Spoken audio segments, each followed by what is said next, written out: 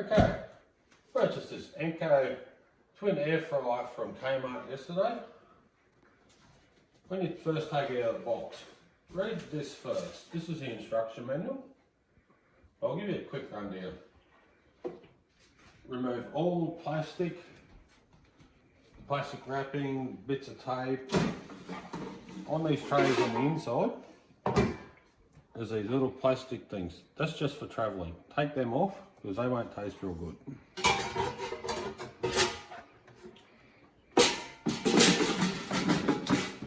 Also, place it on something heat proof.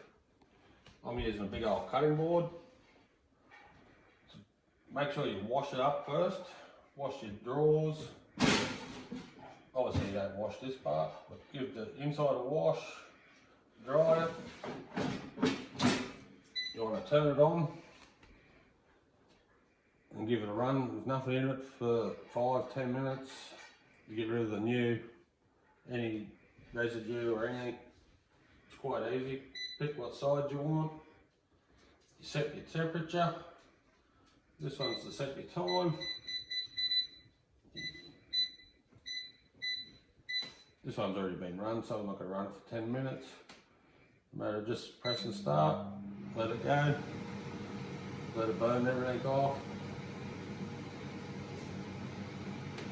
With this machine, when it's running,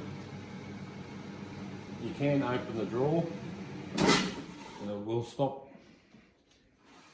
And it's just a matter of checking your food, put the drawer back in, we'll restart. The beauty of the twin drawers,